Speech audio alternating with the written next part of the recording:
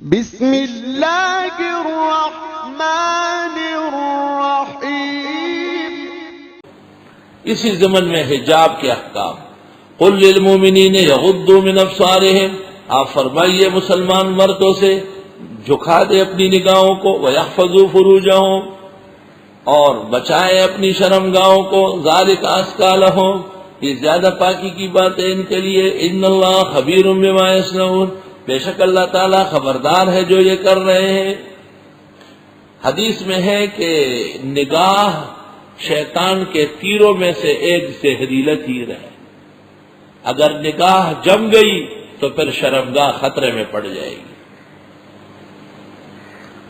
تو سب سے پہلے شریعت کے اندر نگاہ پر پابندی ہے، پھر شرمگاہ پر پابندی ہے، اور اس سے پہلے غذا پر پابندی ہے۔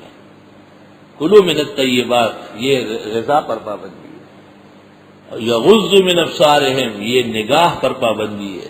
یحفظوا فروجہم، یہ شرمگاہ کی پابندی ہے۔ غذا، نگاہ، شرمگاہ، یہ تینوں راستے بند کر دے، محفوظ رہو گے۔ سب سے پہلے مرد کو حکم ہے کہ مرد کی مردانگی کا تقاضا ہے کہ وہ بے حیائی سے اور فحاشی سے بچے، اور مرد اگر با حیا اور پردے دار ہو تو عورتوں سے ضرور حیا اور پردہ کرایا جائے گا۔ معاشرے کے بگڑنے کی وجہ عورت نہیں ہے، مرد کی مردانگی کی کمزوری ہے۔ قرآن پاک نے ان کی اس رگ پر ہاتھ ڈال دیا کہ تم سیدھے ہو جاؤ، انسانوں تم، اے مردوں، اے مومنوں۔ اب حکم عورتوں کو آئے گا، مرد تو ہو گئے نگاہ کے پابند، شرمگاہ کے محافظ۔ وَقُلْ لِلْمُؤْمِنَاتِ، اور کہیے مسلمان عورتوں سے، یغضضن من ابصارہن، کہ وہ بھی نگاہیں نیچے کر لے، وَيَحْفَظْنَ فُرُوجَهُنَّ، اور بچائے اپنے عزت و ناموس کو، وَلَا يُبْدِينَ زِينَتَهُنَّ، ظاہر نہ کرے بناؤ سنگار، إِلَّا مَا ظَهَرَ مِنْهَا، مگر وہ جو نظر آتا ہے، جیسے اوپر کا برقع، اوپر کی چادر۔ اب فقہاء لکھتے ہیں کہ عورت کے جسم اور اس پر پہنے ہوئے زیورات، رنگ و روغن، اور اس پر پہنا ہوا کپڑا، اس کا رنگ بھی اجنبی کی نگاہ سے بچنا چاہیے۔ اوپر برقع اور چادر کا یہ مطلب ہوتا ہے کہ خاتون نے اپنے اوپر جو لباس پہنا ہے اس کا بھی اجنبی کی آنکھوں سے پردہ کرنا ہے۔ وَلْيَضْرِبْنَ بِخُمُرِهِنَّ عَلَى جُيُوبِهِنَّ، اور ڈال دے دوپٹوں کو اپنی چھاتیوں پر، یعنی سینے ڈکے، سر سینہ۔ وَلَا يُبْدِينَ زِينَتَهُنَّ، اور نہ دکھائے اپنا بناؤ سنگار، إِلَّا لِبُعُولَتِهِنَّ، مگر اپنے خاوندوں کے لیے اجازت ہے، او آبائهن، یا اپنے والدین کے لیے، او آباء بعولتهن، یا والدین کے باپوں کے لیے۔ لیکن فقہاء محدثین کہتے ہیں اگر سسر ہے لیکن سچ مچ سسرا ہے، اور وہ عورتوں کے خال میں، کال میں بہت توجہ دیتا ہے، آپ نے سرما اچھا نہیں ڈالا، یہ کپڑے اچھے نہیں لگ رہے، آپ نے وہ چھڑیاں نہیں پہنی، آپ یہ غلط آدمی ہے، اور اس سے پردہ ضروری ہے۔ یہاں مفسرین نے لکھا ہے اپنے بھائی اور والد تک کا حکم آیا ہے کہ اگر وہ بھی محفوظ نہیں ہے تو اس سے بھی دور رہنے میں خیر ہے۔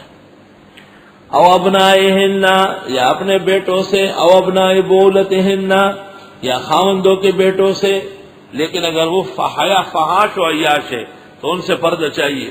او اخوانہن، یا اپنے بھائیوں سے، او بنی اخوانہن، یا اپنے بھتیجوں سے، او بنی اخواتہن، یا اپنے بھانجوں سے۔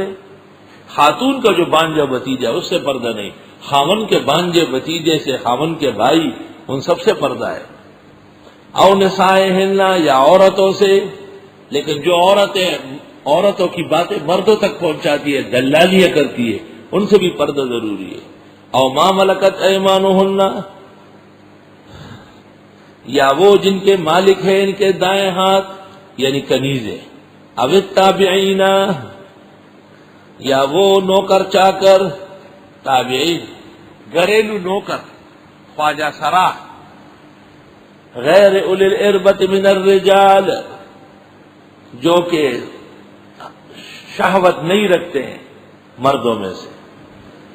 ذرا جگہ کو سمجھو، اب تابعین یا وہ گھروں میں خدمت کے لیے دب کے رہنے والے خواجہ سرا غیر اولی الاربت جن کو حاجت نہیں ہے من الرجال مردوں میں سے. خواجہ سرا ہے نہ وہ عورتوں کو دیکھتا ہے نہ مردوں کو اپنے برتنوں میں کھانے پکانے میں لگا ہوا ہے صفائی میں. ٹھیک ہے رہے. حدیث میں ہے رسول اکرم صلی اللہ علیہ وسلم کے گھر ایک شخص آتا تھا خواجہ سرا خدمت کے لیے.